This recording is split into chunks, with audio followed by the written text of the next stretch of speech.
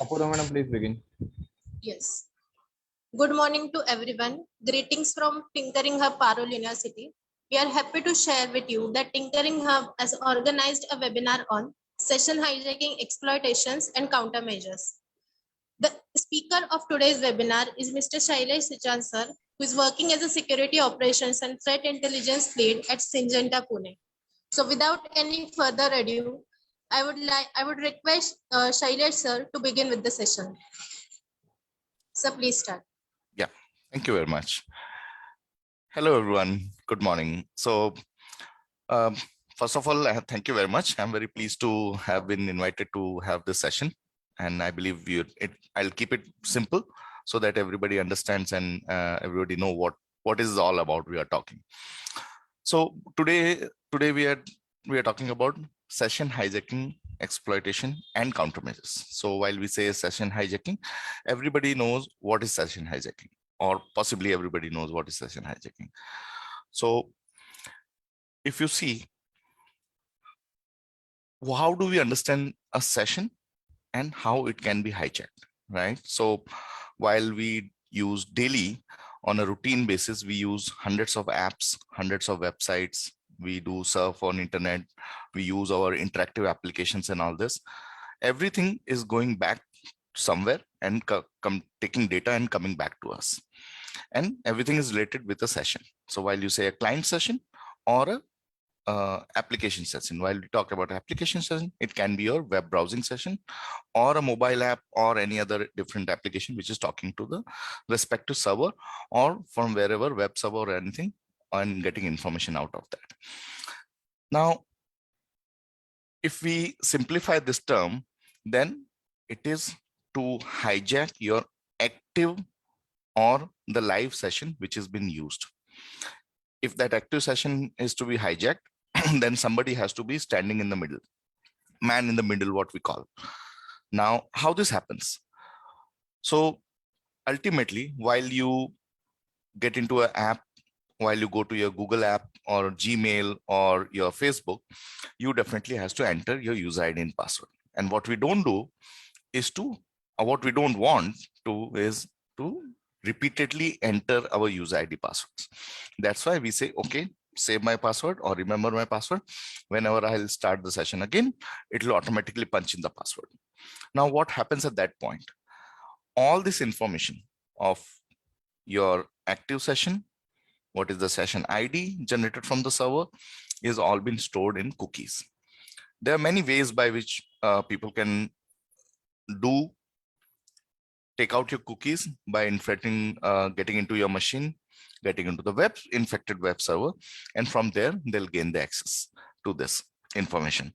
Once people have identified the active session key, which is ideally being generated from the server, after you send them information that, okay, hi, I am so and so, by which they will identify you, who are you.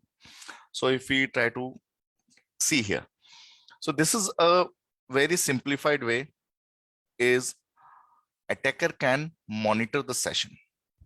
How they can monitor the session?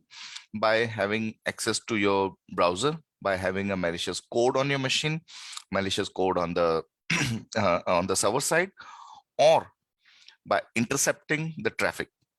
For example, if you want to intercept and see the packet movement, how the packets are transmitting, which direction to which direction, and how many hops a packet is traveling, you can definitely use Wireshark and Symmetra and other different type of application to check what is happening there on a packet.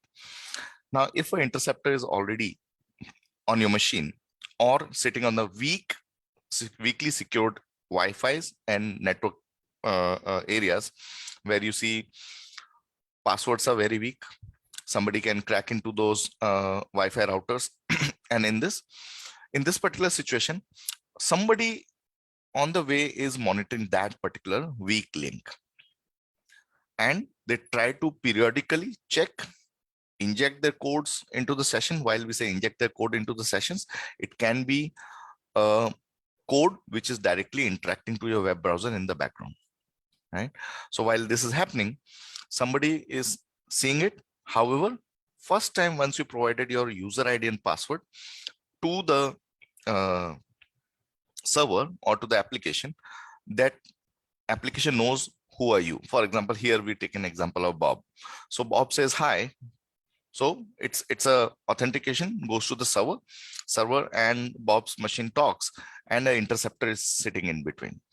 Now that cookie is storing that session ID.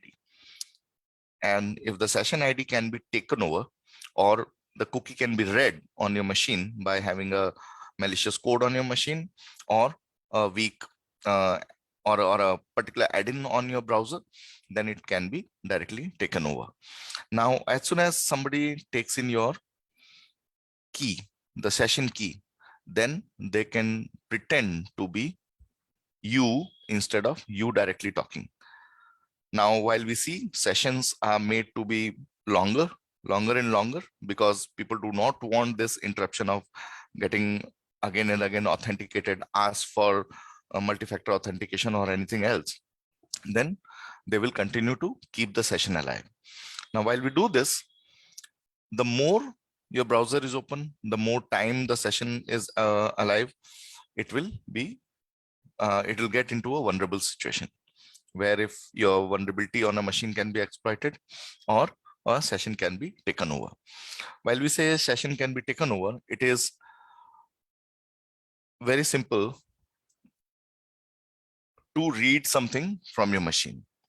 Attacker exploits sequential number of hijacking sections. While we say, how does it work? So they continue to attack or intercept the traffic which is traveling between you or the respective application or the server. Let's take an example of Facebook or Gmail. So while you are there on the machine, you open a laptop, you go to the Gmail and you punch in your password. Possibly you don't want to punch in your password again and again. And that's where your passwords are being saved by the browser. And if somebody is reading that browser, they know what is the session ID which is stored in a cookie, and they use your password, user ID password, to re-authenticate yourself and get into that situation, get into that environment. So it is always seen as the world is changing. We are seeing many things are changing with respect to the how do we use session IDs. These getting more and more complex day by day, though the weakest link is you as a user of a machine. If your machine is not safe, then there is a possibility that somebody can get into it and read the cookies and get the session ID and everything. While we say how two parties communicate, so while we talked about the cookie sitting on your machine, can I go and read the cookies? Yes, you can go and read the cookies. Can somebody else read the cookies? Yes. Can I let somebody not read the cookies? How? That is a point where we see a cookie encryption comes into place. Though it's not been practiced, it's a complicated thing. It slows down many things. It complicates the situation where people don't like to be very happy with those kind of stuff. And definitely it is not implemented as a wide scale program across. So while we are having a session, you are interacting with a IP address, you have a port, you have a sequence number, or we call it a session number, by which you have been identified. Now, while this information is already available on the cookies, then somebody picks up that cookie and inject that into from their own machine and talk to the respective servers and try to gain all your information. Okay, so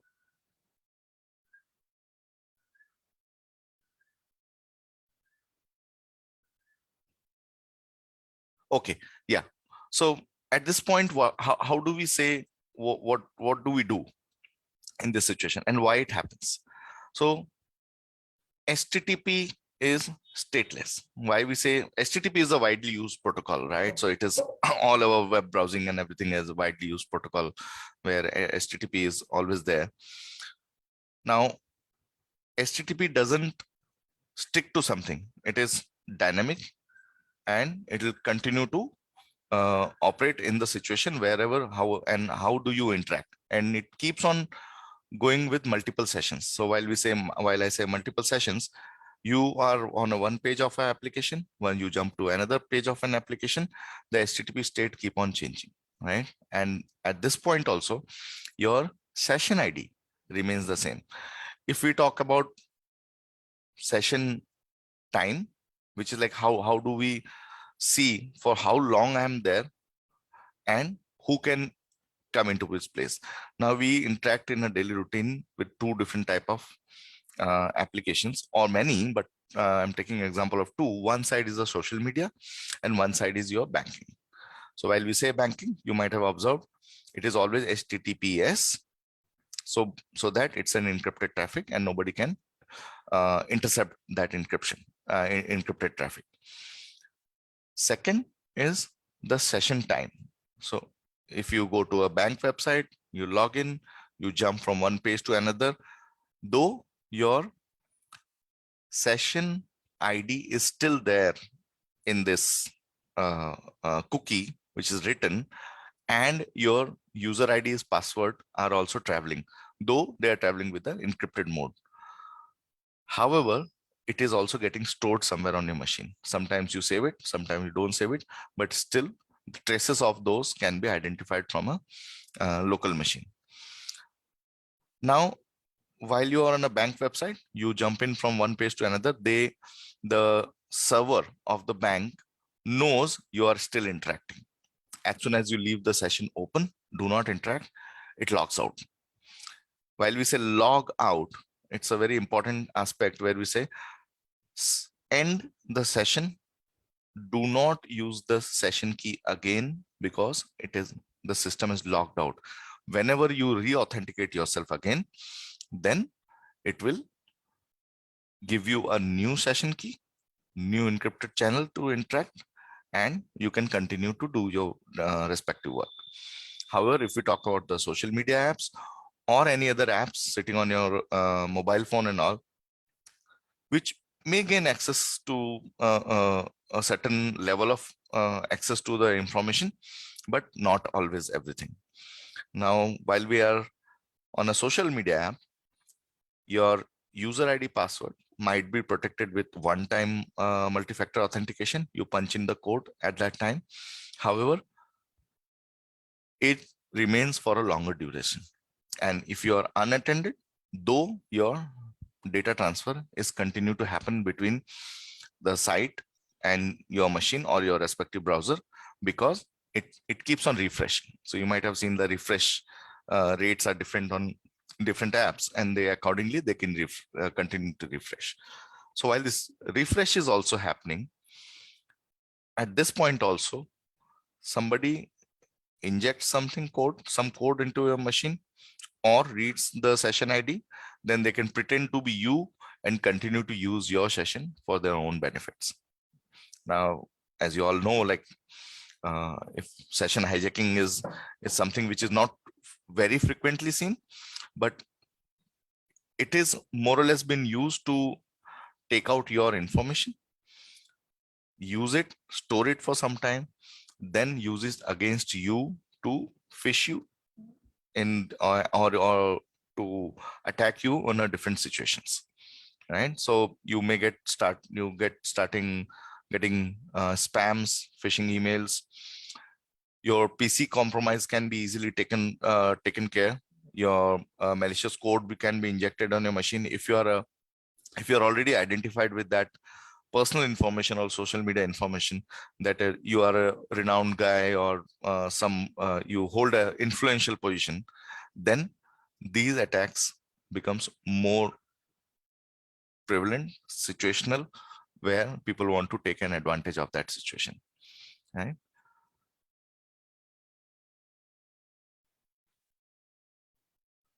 Okay, so if we see what are the different states where we can understand session hijacking can happen. Session hijacking is generally seen on the client side.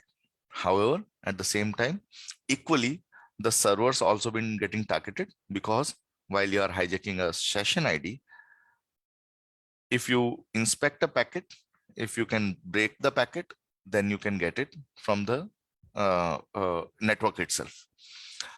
Second side, a weak client machine, which is not patched properly, which is vulnerable to other vulnerabilities or not protected properly, then also it is quite obvious that your client machine is also compromised.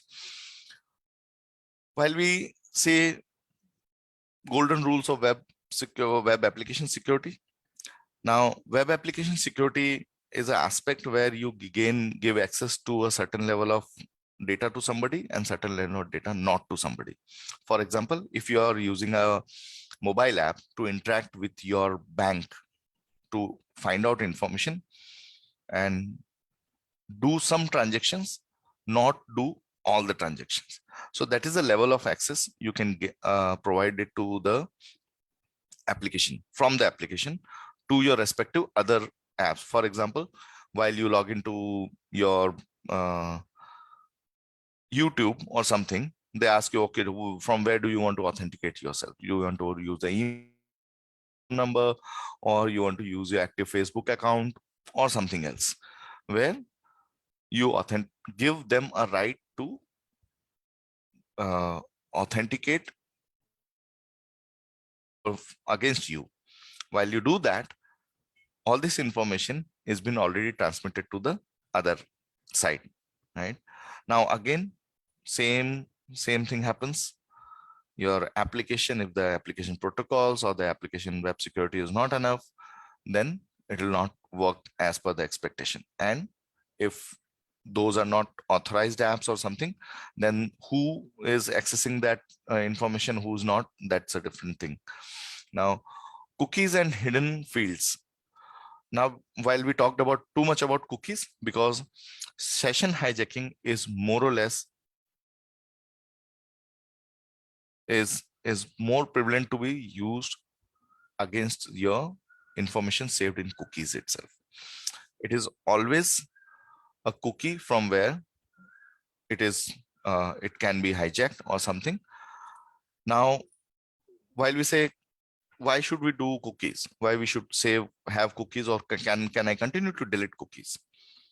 Possibly not, because while you see cookies is not always storing your session ID, your user ID passwords, or some other information, personal information, which might be seen on the browser window, but it improves your browsing experience. It knows what kind of font you like, what type of browser you're using. It translates that into a different user experience. That's why cookies become an important and integral part of while we do a web browsing, right? So while we're doing a web browsing, cookies are important. Now, we cannot avoid to not to have cookies. So while we say we have to have cookies, then we have to continue to see that how do we protect the cookies. Okay, now we talked about session hijacking and all this. Now we have to understand, why do somebody do it, right? Reason, well, what if you can inject a malware on a machine, you can directly exfiltrate data from the machine or something else, then why why somebody has to do a packet inspection or get into a machine? Because unless somebody doesn't know you, we are assuming that nobody attacks. But nowadays the situation has changed, where attackers are attacking people at a mass. While they inspect, they know which direction the traffic is going, and this particular packet is heading towards HDFC Bank or a Facebook, right? So while they can translate this information, they know that which user can be targeted at a point and which user is to be left alone, who is the important user. So there's no specific thing. It is session hijacking is been done to gain access in the future, right? So while you're doing something, your informations are being stolen, but something might not be happening right now in that situation. It is meant to be to use it once you are off the session or once you have left the session unattended. At that point, these people, respective hackers or attackers, whatever you say, they'll try to get access to the information and pretend to be you and try to exploit other information if it's a weak banking system, or anybody can use your personal information for their own uses. They can uh, they can do a email on your behalf by which they already know. For example, I work for an organization and they know my email ID by some any means. Then they can pretend to be me and try to fool somebody and get the money out of them, or they'll try to extract something else, some private information and all this. So these are the very prevalent things which are there while we talk about the session, like how a session hijacking can be used to exploit information and gain access to something. Now the ultimate question comes like, okay, how do we protect ourselves from this? Like session IDs, how do we know that session is getting hijacked? Possibly you or me directly do not have any means by which we know our session has been hijacked, unless we see a suspicious activity happening on the machine, which can be seen or observed by a tool or by human nature, that okay, I didn't do this, how come this particular activity or this a file is there or some other activity happened on my machine. This is quite people are quite smart in this, like okay, they'll not try to do something while you're doing something, or save something on your desktop which will make you automatically aware, like okay, how this happened, right? So now the question comes, how do we get protected against this? First principle, what is possibly I forgot to write it here, is always use secure Wi-Fi connections. Now as we all use at home Wi-Fi, we use Wi-Fi at cafes, airports, and everywhere. But please ensure that you're using a secured Wi-Fi connection. Always use HTTPS connections. Many browsers do provide some custom solutions where all the traffic can be automatically turned from HTTP to HTTPS so that your traffic gets encrypted. Though it does not guarantee that the server sitting on the other side is always listening to HTTPS only. That server might be allowing HTTP connections and they will be continue to do so, because they have to serve both type of different type of browsers and both type of customers who can use HTTP and HTTPS. Though that those kind of precautions can be taken on your side. While we see this thing from a two perspective, while we have seen the client side, where what you can best do is do not leave the sessions open. Always try to log out whenever it's a critical application where a lot of your personal information is there. Do not log into multiple devices or unknown devices and leave those session alone. Try to always use multi-factor authentication so that you know that you have been authenticated with a token, which will help you to double authenticate. And token is a authentication mechanism where you can use any type of authenticator app or SMS or a phone call, OTP, something where you get a very important message which cannot be there with the hackers. Then a lot of time we say SIM hacking or something can happen. Yes, that's another story. And we can talk about it more in the later sessions. But essentially, if you see, what do we do best to protect our infrastructure is to be done on the server side or the web application side or the web browsing service provider side. Is session identifier should be unique. Now, while we say session identifier should be unique, this means every time a session should generate a unique ID. While we say unique, it should not be 1, 2, 3, 4, 5, 6, 7, 8, 9, 10.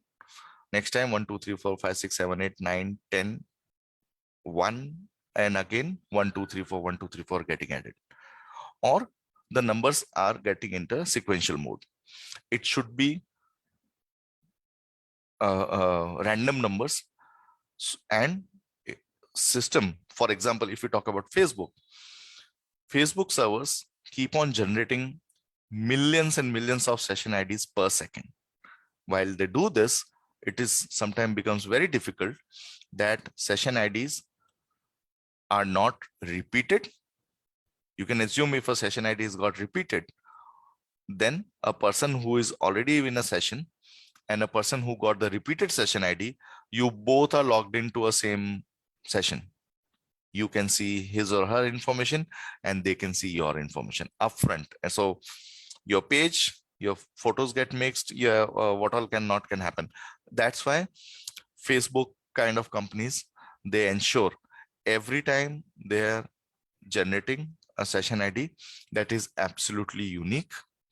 As soon as you log out, then again you get a unique session ID. Session IDs should not be guessable, right? So as I said, 1, 2, 3, 4, 5, 6, 7, 8. Session IDs should not be guessable as per the applications. They should be absolutely random. Those session IDs can be alphanumeric or complex combinations also by using some special characters. That depends how secure is the web or the application server and how they want to interact with the respective browser. Some old browser do not support it, new browsers does support it, and that's a compatibility check everybody has to do. And you might have seen messages where people say like, okay, kindly upgrade to so and so browser. That's because then only you can access my application. This is because they want you to be in a place where your session ID is, the complex session ID are been identified, accepted, and then you get authorized to use them. Session identifier should be independent. This is again the same thing. It's an independent thing. Session should not be mapped to the client side connection. Yeah, that's an important point. You should note that while you or your machine is talking to a IP address, everywhere you have to talk to an IP address.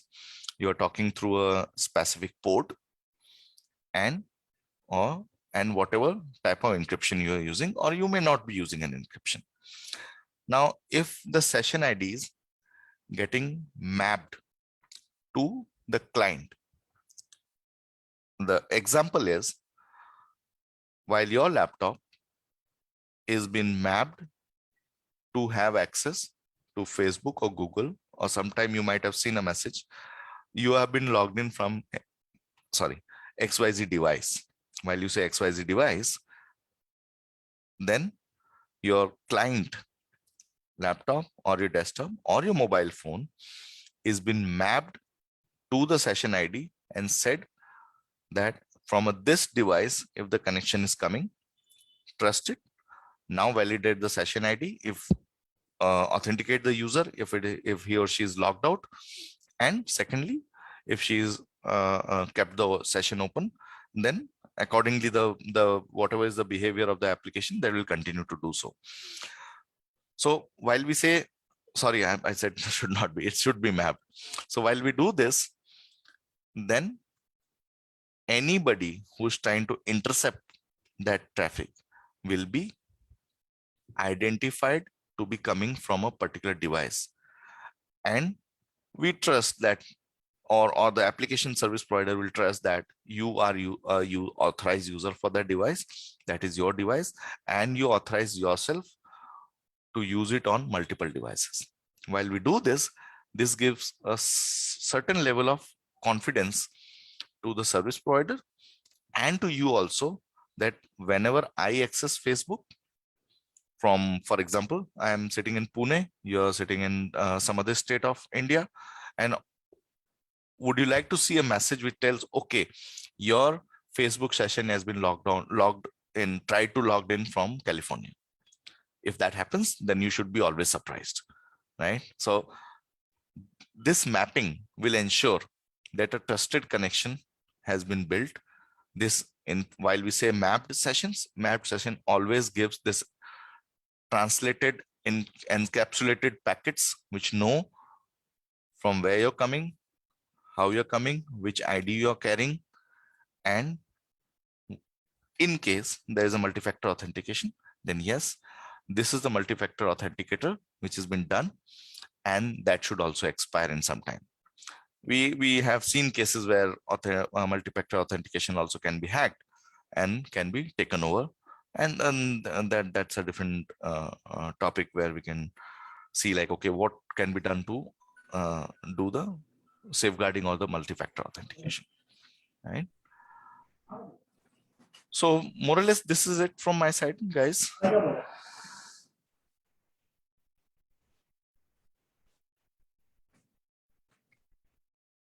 Okay, I'll stop sharing now.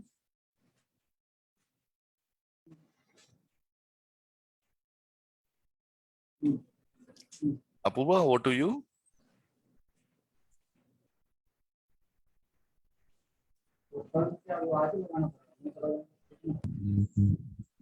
Hello. Yeah, Apurva. So I believe session is I believe this was more or less it from my side, because that topic is okay, so no problem. We can yeah. finish. I have received only one query from one student, Okay. and that is, what is the difference between man in the middle attack and man in the browser attack? Sorry, I am not able to hear you properly. What is the difference between man in the middle attack and man in the browser attack? No, so there is no man in the browser. So okay, let me clarify. So while we say man in the middle means somebody is intercepting your traffic. Your traffic means your connection to any application, your connection to your bank website, or your connection to your Facebook site or Gmail or anywhere. That is man in the middle, where, for example, if you use Simmer or Wireshark, then you can definitely see from where the packet is coming, where it is going, what are the protocols it is carrying, and how the packet encapsulation has been done. People try to use those applications and identify, decode that packet and see where are you going, what are you doing, what kind of data exchange you're doing. Because whatever key in passwords you're doing on a website, everything has been sent via packet. That's nothing to explain in this. And if somebody is watching that, that is man in the middle. So between you and the respective application, there is somebody sitting in between whom you don't know. He is seeing everything. While we say man in the browser, there is no man in the browser. So what this man in the middle can do is send a malicious code to your browser by sending you a phishing email in which you can click, or while you are browsing something, some add-ons are there, some add-ins are there, adwares are there. You click on that and a malicious code get downloaded to your machine. As soon as that has been downloaded, this means they have already gained access to your system, right? Okay. So that is, One more question is there. yeah. That can you tell us something about brute force attack and how it happens and how to prevent it? Okay. So see, brute forcing, while we say brute forcing, we also started calling it as, there is a similar term which is like password spraying. While we say brute force attack, this is very obvious that a brute force attack which is going on is targeted attack. Brute force doesn't happen randomly. It does not go randomly. It is always a targeted attack. While we say brute force attack is there, this means somebody already knows your web application exposure, right? You will never see a brute force attack happening on your Facebook or a Gmail account, right? You will always see brute force attack happening on a application server, because by brute forcing that application, you can gain access to a mass information where hundreds and thousands of users have been authenticated and using, and though their application is storing that kind of data, right? So while we say brute force, then you are using a password randomizer and you are forcing that particular server to accept one of the random password, though by which they also want to not let the server stop you by having multiple attempts. So what they do is they are doing these attacks in a manner by which wrong passwords for a certain level of certain number of times will be blocked, right? So if all the access is blocked, for example, in your respective active directory in university, if you are logging to your account 5 times regularly or 6 times, your password will get locked, right? Your account will get locked. Now, if I send 100 password a time in a minute, then definitely it will automatically get locked because 100 wrong attempts are happened. Now, in brute force, this is a very cleverly designed tool which gives password for a certain time, stop, give. So there is an algorithm which sends it for first time, then it sends for 3 times in a minute, then in a 5 minutes sometime. And this is the way brute forcing can continue to happen until they'll gain access to the system. Sometimes they don't, sometimes they can also get access to the system, right? So while we talk about password spraying is nothing but targeting a wide mass. For example, it is not very hard to take out all the student names from the university, right? Now, if I know the pattern in which the email IDs are being created for the students or for the staff, that is also not very hard to know, right? While we know this, we can search for this information somewhere else on the social media, or by social engineering, we can gain access to this kind of information. Then we do a password spraying. While we do a password spraying, it is again a simple, another term of brute forcing, but here you are targeting an individual rather than targeting a particular server, right? So these are the terms by which you can like brute forcing is gaining access to a particular system by using random password randomizer, send the password to the system and see if you are able to log in, and you get access to the mass data. Password spraying, getting access to somebody's machine or Facebook, misuse that, use for havocs, threats, and all this. So this is the basic difference or the way it works, brute force and password spray. Okay, sir. And last question is there, Yes. that what are the different kinds of social engineering attacks? You whatever you can think of. So while we say social engineering attacks, right? I don't know if somebody has experienced their Facebook IDs hacked, and somebody is saying to somebody else that hello, I'm in need, I need some money, can you please transfer so and so money in on my this QR code and all this, right? So social engineering attacks are, the name itself is designed to take out information using social media and socializing platforms. While we say socializing platforms, this also is your phone, not applications on the phone or discussion over a phone. That is also a social engineering attack, right? So somebody calls you, somebody asks you, okay, do you want to buy a flat or do you want to take a loan? You'll say no. Then they come onto a different side. They'll say, okay, there is a boy who is suffering, we need money to help him, and these kind of things. They'll pretend to be somebody, though many people are genuine, many are not genuine, but they try to pretend. Now, why? How do they target you? Now the target is, go on the Facebook, go on the LinkedIn, and see the profile. For example, if I find somebody who is head of Parul University, he is dean or he is a very influential guy on a very respected position in Parallel University, then does it make sense to do a social engineering on them and target them, or does it make sense to target a first year student, right? So that's where the social engineering. So you study their account, you study their patterns, you study their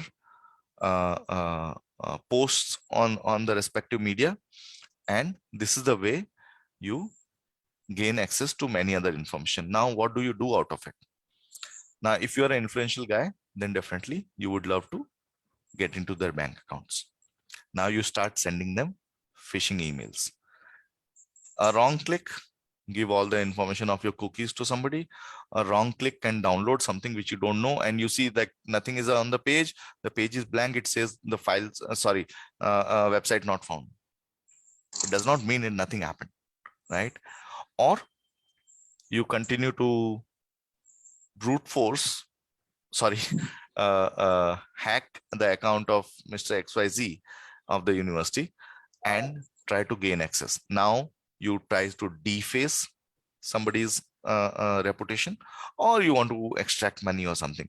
So while we say social engineering attacks, so it is whatever is visible or made visible by you to the world. So you have to be careful. People are watching it, they want to see it, they want to use it for their own means. Whatever you post, people can definitely copy paste your take a screenshot, copy paste your photographs, copy paste your lot of other stuff, your and it can be replicated in other directions and can be misused. So social engineering attacks are generally made to be targeted, very targeted attack, studied and towards a targeted person. Apurva, was I able to answer the, like, I'm not getting into that those terms possibly, but whatever I can make people understand. No problem, sir. Yeah. Any other questions? Any other? No, sir. This is it. Okay. So should we end the session now? Yes, sir. Thank you so much, sir, Thank for you. giving us your valuable time. And No I hope problems. this has magnified all the students' knowledge also. And have a great day, sir. And have a Thank, great day, everyone. thank you. Thank you very much.